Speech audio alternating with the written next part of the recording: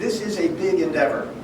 We are collaborating with the Center for Folklore Studies at Ohio State, as well as the Communications Department at Ohio Wesleyan. Students from both of those institutions are involved in taking photographs and in helping with videotaped interviews.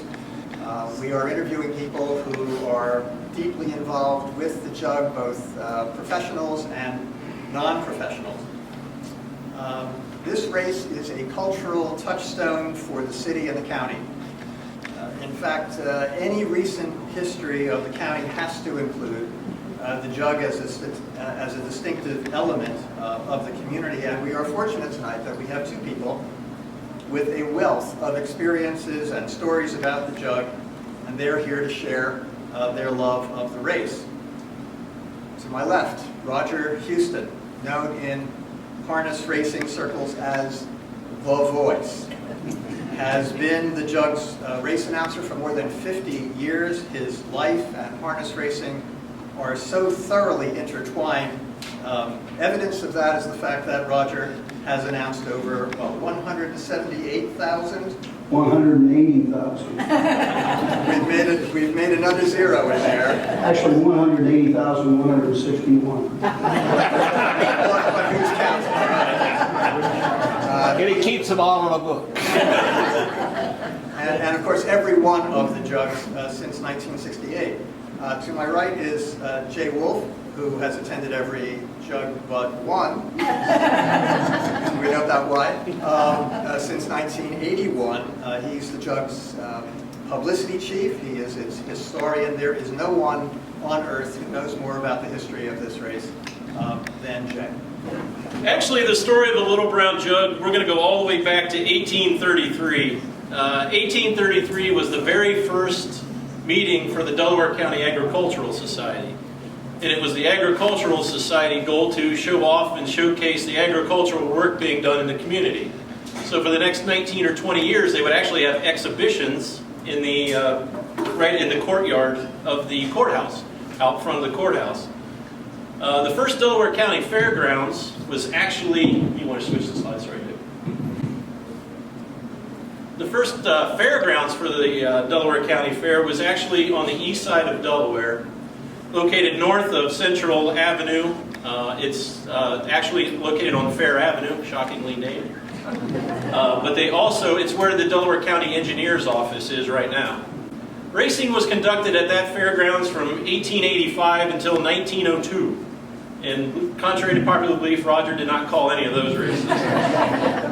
You'll notice that I didn't say harness racing, because actually in the first few years we raced standardbreds, which is harness horses. We raced thoroughbreds, which is the Kentucky Derby kind. We even raced dogs. So there were dog races at the actual fair at one time. The Delaware County Fair, after some incidents, there was a steam engine accident and some financial difficulties. The fair ended up moving to Powell, Ohio. The fair went on in Powell with some limited racing sporadically. But you also have to remember at that time we had the Ashley Independent Fair, which was started in, I think they started racing in 1912. And there was also a fair at the corners of what I call Four Corners in on Cheshire Road, you know, where the five roads come together. The Rome Corners Fair was actually held there for a number of years. Now, in comes an attorney and a harness owner by the name of Joe Neville. Joe Neville was an attorney, and he was embarrassed that our county fair was in Powell, Ohio, because that's not the county seat. He thought it was important that the fair be in Delaware, probably selfishly because he lived down the street from the fairgrounds. So he lobbied the Agricultural Society to move the fair from Powell to Delaware. He ended up getting that to happen in 1938. So it was great. We had a fair, but we didn't have a place to hold it. He had convinced the county commissioners to buy some acreage up on Pennsylvania Avenue where the fairgrounds is today, and the very first fair was held with nothing but tents. So they had the fair, they finally had the fairgrounds, but they needed buildings now. So if you remember, there was the Public Works grant.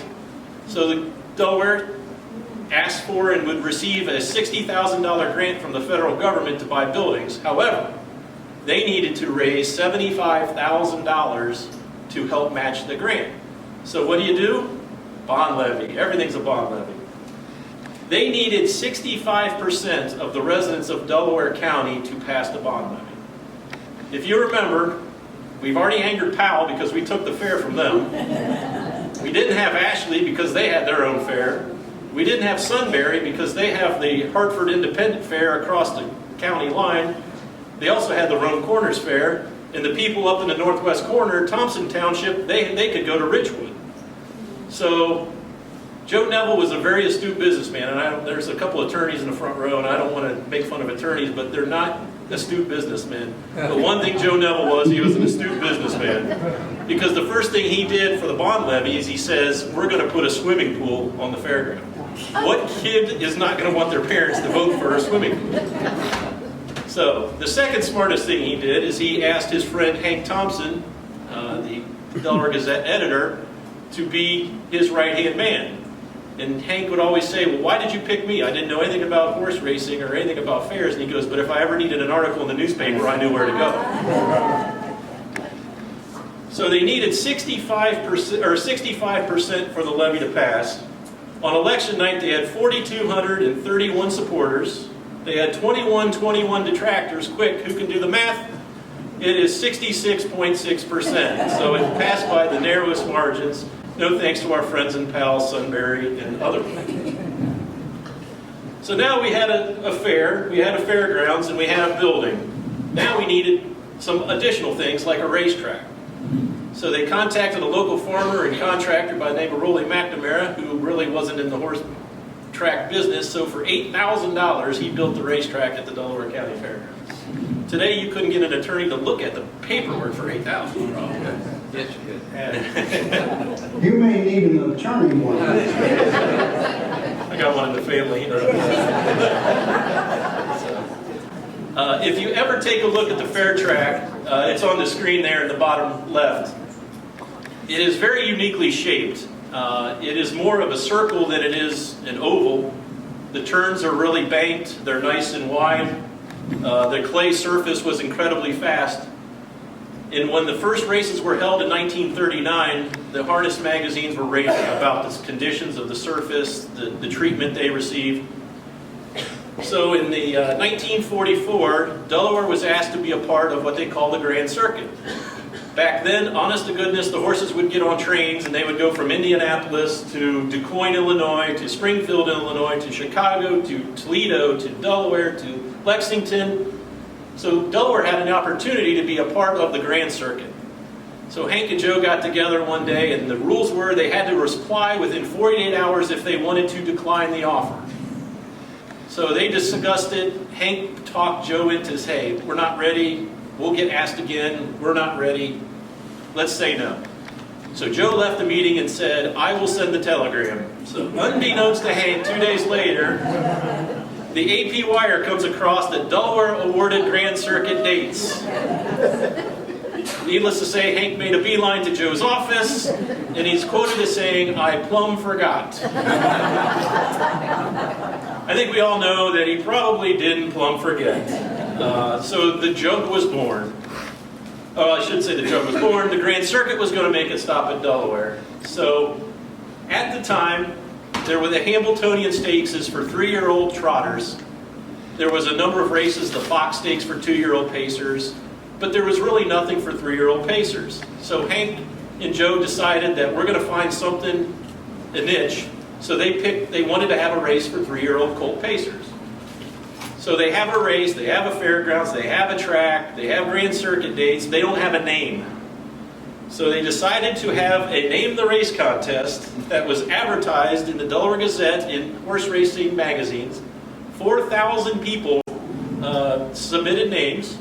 The prize was $100, and my favorite part of the ad is it was going to be judged by competent judges. And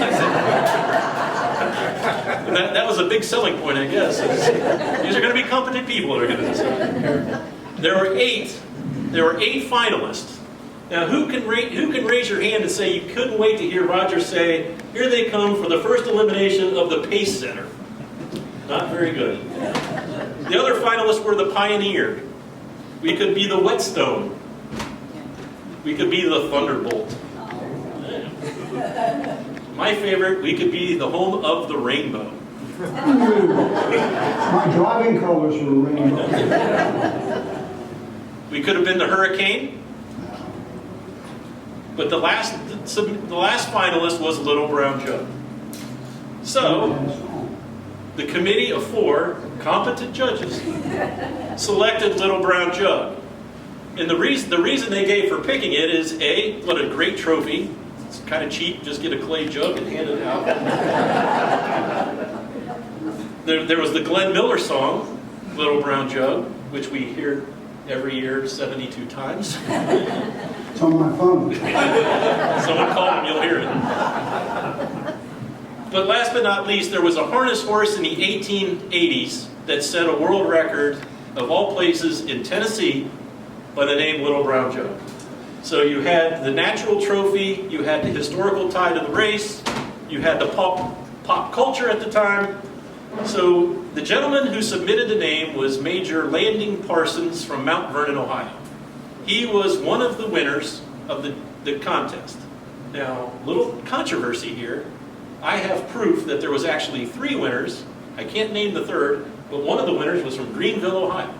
And so I called the Greenville Advocate newspaper and says, hey, I understand that, and they sent me the article, and sure enough, he was one of 3 winners of the Name the Race contest. But Major Landing Parsons gets all the credit. He was in World War I. He was a cavalry officer, and it was his job to buy mules and horses for the cavalry. But as you know, in World War II, we really didn't have horses anymore, so he went by the wayside as well. The interesting fact is he never got to see the first Little Brown Jug. He passed away months before the first edition, so he never got to see the race that he helped name.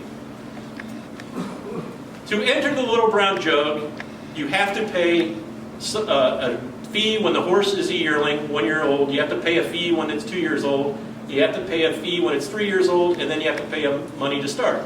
So we really couldn't have the first Little Brown Jug until 1946. Remember, this is 1944, so what do? We have the jug preview. We have 1944, 1945, we have jug races that are called Little Brown Jug previews. Guess who won the very first Little Brown Jug preview? The horse was named Eddie Havens, and it was owned by Joe Neville. So he got to win the very first jug preview. 1946, we raced for $35,000.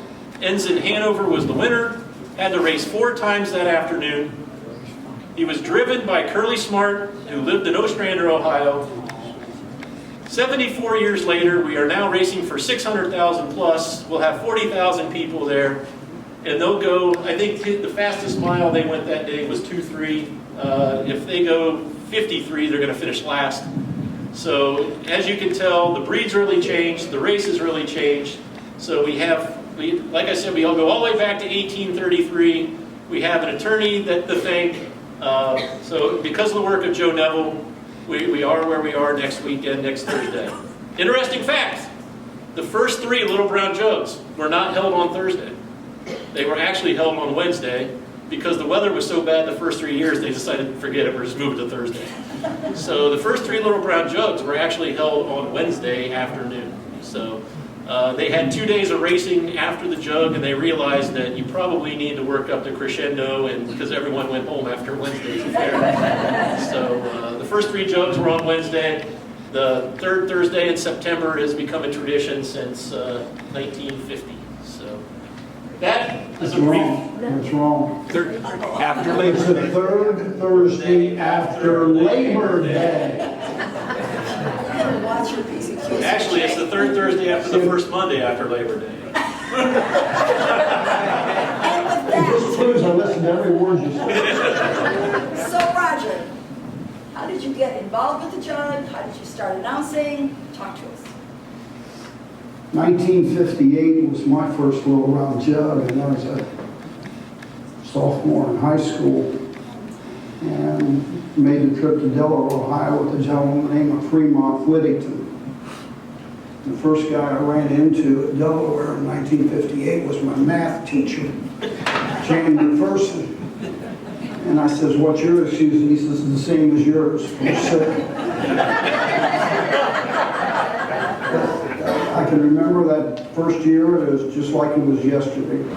We got here around 5:30 in the morning, put our chairs out in front of the grandstand, went to eat breakfast in one of the church tents, and we still had the flaps down because it was about 55 degrees or something like that. Then you get a racing program and you go all over the fairgrounds trying to find the horses that are in the Little Brown Jug. Now it's easier because they're all in one barn, the Jug barn, or the Jugette barn for the fillies on Wednesday. But I remember coming to each and every year. I started announcing in 1960 at county fairs, but I never, believe me, this is the honest to God's truth, never dreamed that I'd have the opportunity to call the Jug. And at that time, a gentleman named Charlie Hinkle was calling the Jug. And thank goodness for Pat Boone.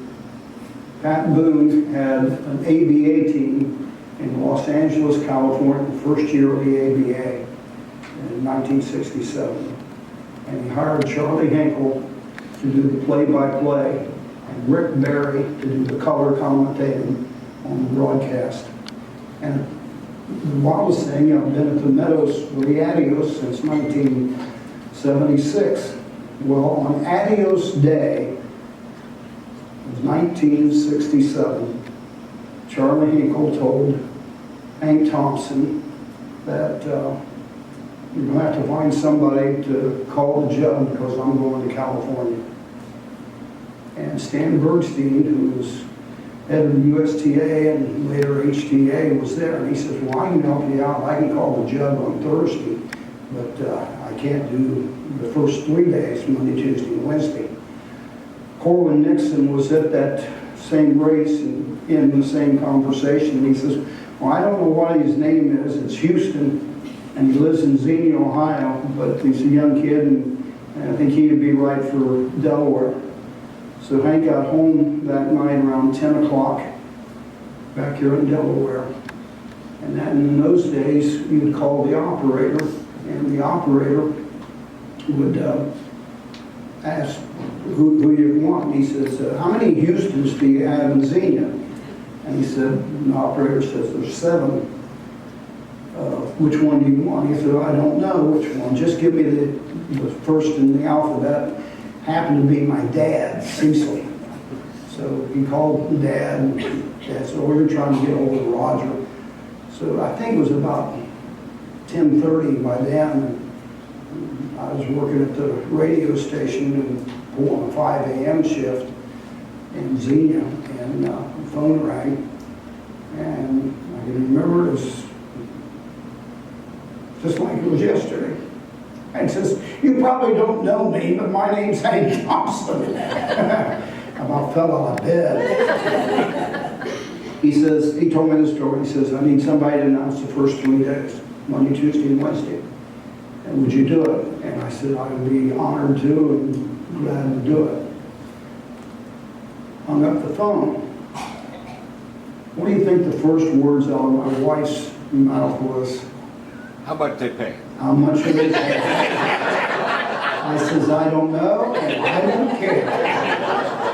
So I went to Delaware, drove back and forth from Xenia all 3 days. And the next year, I wasn't sure whether I'd call the Jug or not. Hank had promised me, actually he came to me on Wednesday night and said, you're calling the Jug next year, but due to circumstances, I've already committed to Stan for this year.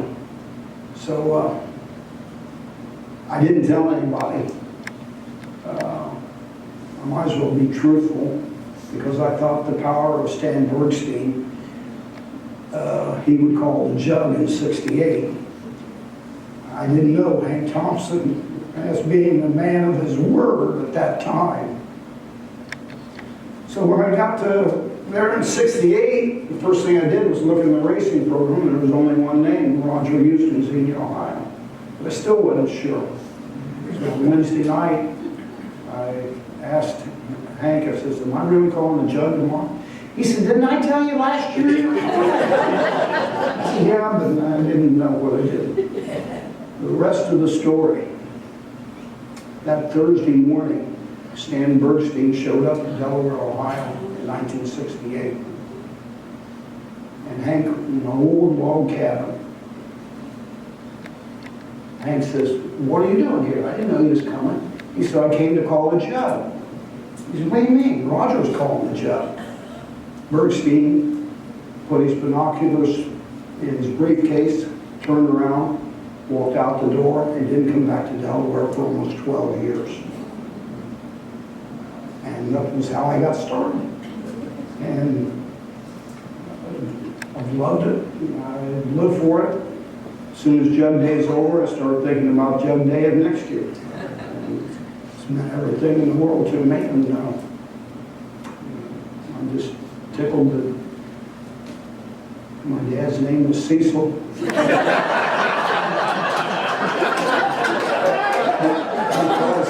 Both folks to respond to a question.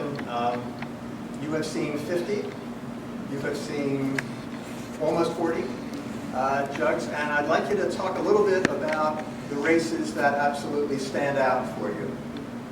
Favorite experiences, and also, if you wish, to talk about drivers or trainers who last in your memory. So, Roger? It's hard to say that there's a number one, because every race is as big as the one before or the one after, in my opinion. There are races that stand out for different reasons. I can't help but think of Big Bad John. The reason, number one, it had a song that went with it. But the other thing is, I announced every race I announced with Big Bad John in it, which turned out to be 9, he won. And we felt kind of lucky with him. Now, I'm not telling you who the winner of the jug is this year, but I got a streak going on another horse that's going to be in the jug this year. He's raced 5 times at the Meadows, and he's won all 5 races with me announcing, and that's Southwind Ozzie. So if he would win both heats, that would make us 7 for 7 for Southwind Ozzie. So I don't know whether it'll carry it on or not. As far as drivers, I have to go to Hervé Fillon. When he came back, standing in the sulky with Hot Hitter, most people would say that that was a moment that they'll never forget, to see a driver actually standing in the sulky seat coming back to the winner's circle and waving the whip. Hervé did it 3 times. He did it at the Adios, he did it at the Jug, and he did it at the Prix d'Été up in Canada. The next year I saw him at the Harrisburg sale, and he had his arm in a cast. I said, "What happened?" He said, "I was trying to find another horse I could stand in the sulky and I fell off." That's not true. That's what it told me. But Hervé was a showman, and I remember it was a race at Goshen for Hall of Fame drivers, and they post-parade, and I'd say something about all the drivers as they do it. Hervé realized that if they continued at the same pace, he would be well past the grandstand by the time I got to number 7, driven by Hervé Fillon.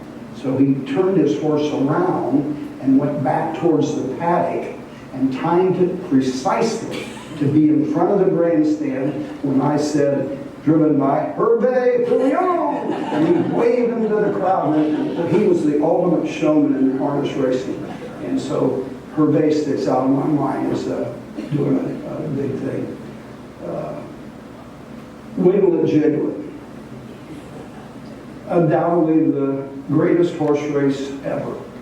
Not the greatest jug ever, but the greatest horse race ever.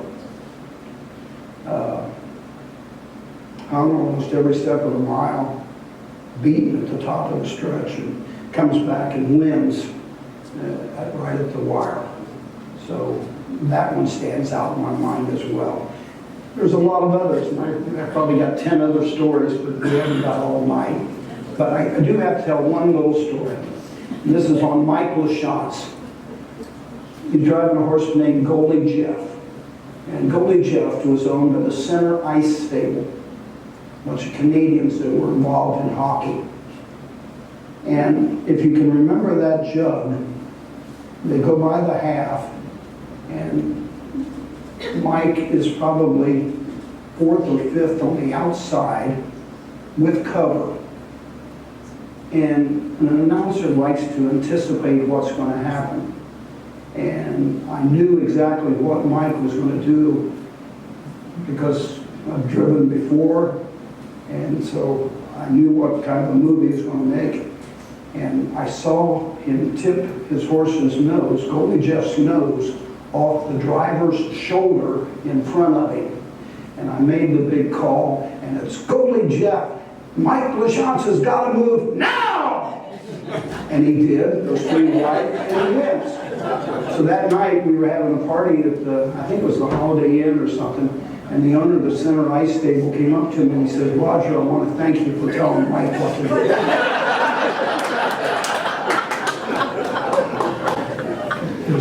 ahead.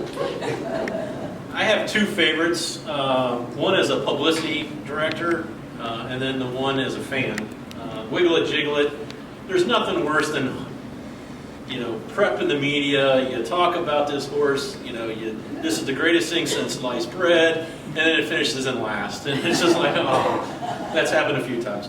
But when we had the media, Wiggle It, Jiggle It, everyone would smirk and laugh. Oh, what a great name. The media was there, TV was there, and when at the top of the stretch I go, well, here goes another loss. But when he came back and won, everyone was happy. I did my job. The TV was happy. So that was a good one for the working side. But in 1992, there was a horse by the name of Fake Left who still participated in the Grand Circuit at this time. He raced in Springfield, Illinois. He raced in DuQuoin, Illinois. He raced at the Indiana State Fair while everyone else was racing out east. Well, he came into Delaware with a 3-race win streak, and everyone's like, well, who's this Fake Left horse, He wasn't racing against the good ones out east. And 2 races before the Jug, his driver, Mickey McNichol, who was just a journeyman at the time, he was involved in an accident, and he was taken to Grady, and therefore he couldn't drive in the Jug. So the trainer was George Schulte, a Hall of Famer, so he looks down the paddock, and there's Ron Wakeles from Canada, another Hall of Famer. So he got Ron to drive the horse, and the horse wins the first elimination by about a nose.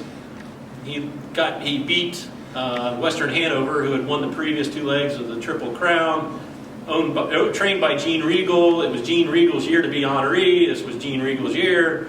Fake Left beats him by the nose in the first elim. Western Hanover comes back and wins the second elim by the head.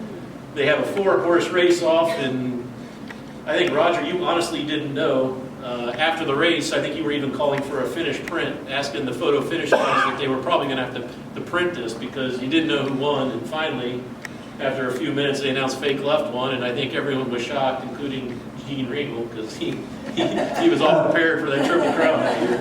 The owners were standing right behind the judges' stand. They were already there to get the trophy. Not Fake Left owners. The 3 drivers, there's 3 different phases, if you will. There's John Campbell in the 80s and 90s. Then there was Ron Pierce, who won 5 jugs in the 90s and 2000s. And now we got David Miller. David Miller grew up in Columbus, raced at Scioto Downs. When the economy turned here for the state and racing, he moved out east, and he's approaching $250 million in career earnings. So he's done quite well.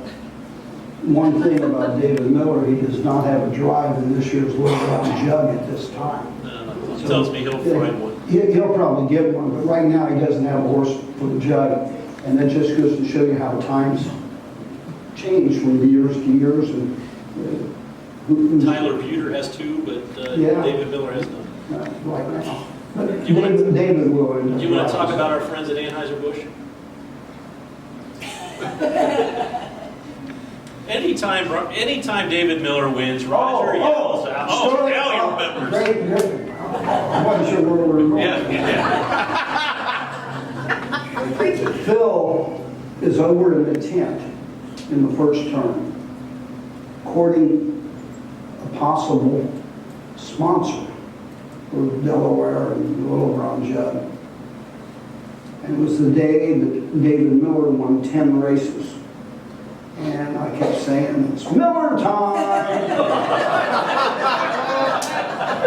Finally, the guy that Bill was talking to and trying to get to be a sponsor says, don't you have a driver named Bud? It was Budweiser.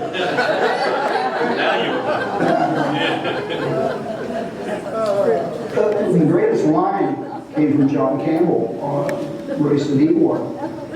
And I asked him in the winter circle, and he says, undoubtedly, here's the winnings for $300 million in money won. That was the worst drive I've ever made in my life. And he got up and he won. So, they're all in the book, by the way. Yeah. There's a lot of other stories. We cover every judge. Roger, you waited a long time before you put a pitch in. Before we get to a short break, I have a question for both gentlemen, and that is how you see the jug as being meaningful for this community or for harness racing in general. No, you put your foot in your mouth. Yeah. You live here in Delaware. I mean, it's you know, we wouldn't have Curly Smart Circle, and we wouldn't have LaChance Court, and we wouldn't have the Brown Jug Restaurant, we wouldn't have the Hayes Pacers. I mean, you know, it's tough for me to say because I've done it my whole life. I mean, I remember listening to WDLR radio and listening to all the races in which Roger Huston will give his picks next week, so listen and tune in, right? All right. The bank is sponsoring that, by the way, Roger, so I own you next week. Oh, yeah. You mean I have to answer to you? That's great. But no, it's just, it's been a part of my family, been a part of the community. My first job was at a horse farm in town. I painted fence at Sugar Valley Farm. So you know how dedicated you are when you ride your bike from... Huh? Probably haven't painted it. No, probably haven't. There's another thing I said today, you always want to make sure the electric fence is turned off. Never assume she turned it off every morning. But no, it's just, one of my favorite stories is our box seats were at the top of the steps. So when you come in the grandstand, you walk to the top of the steps, you walked into our box. So we always had people in our box that I didn't know, and that's fine. When we showed up, they would usually leave, but there was an older gentleman sitting there. And it was Wednesday, and he says, do you mind if I stay here? And I'm like, no. And he goes, it's hard for me to get up and down. And I said, that's fine. And I said, I'll even run bets for you. And he says, well, that's great. So a few races later, he left. And he left his jacket there. So earlier in the day, I said, well, where are you sitting tomorrow? He says, I'm sitting up in Section J. And I'm like, okay. So I took the jacket home, and the next day I bring the jacket, and I walk up there, and sure enough, at Section J, there's a guy freezing from Canada with no jacket. So I gave him the jacket, and he started crying. And I said, well, it's just a jacket. But his wife bought him that jacket, and his wife died 6 weeks earlier. And, you know, so I didn't know the good deed I did. And a few weeks, and he says, well, how did you recognize me? And I said, well, how many Canadians are up here without a jacket wearing a Molson Canadian hat?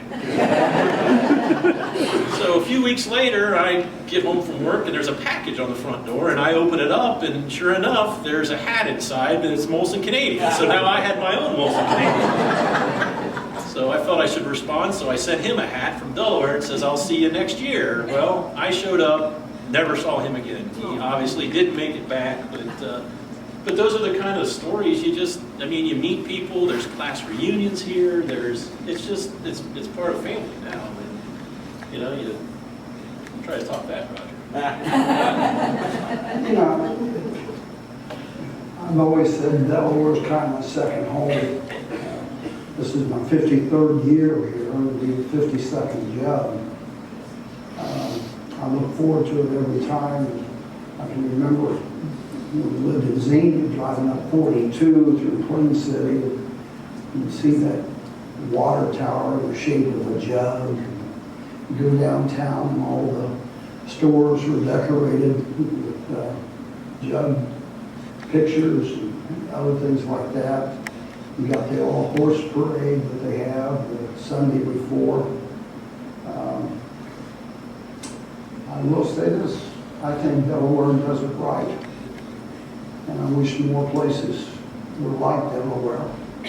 They talk about other races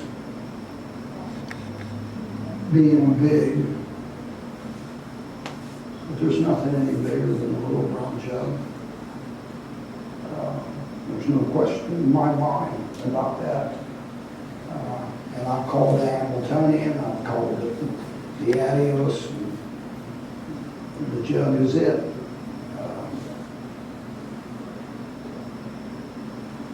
And I think you folks know it because you live here. And I'm sure a bunch of you just ready for next year as soon as 1 year is over. Look at all the memories that you've had in past jugs and experiences and things like that. People that you met. Got one little story I gotta tell though. When I was carrying out groceries, this was before announcing. I was a sophomore in high school. And there was a guy that drove a cab in Xenia. And he made a deal with me that for every customer that I'd get him, he'd give me a quarter. The first year I come to Delaware was the first year he was in Delaware as well. Butch Green, sitting in the front row here. Butch, you owe me.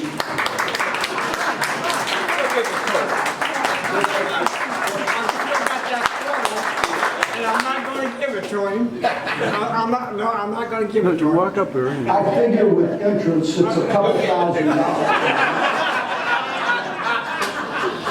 No, but that's seriously, I was flabbergasted when I walked into Log Cabin in 1967 and there's Butch. Unbelievable. But Butch has shared this ride with me. It's tradition that he takes me over each morning to the grandstand in a golf cart. And that's, I'm a tremendous traditionalist. I try to do the same things year in and year out that I do. First year I was here, I stayed on, it's Liberty? Is that the name of the street that runs to the fairgrounds? The guy was working at the radio station, and he says, why don't you stay at our house tonight instead of driving home? So I took him up on it.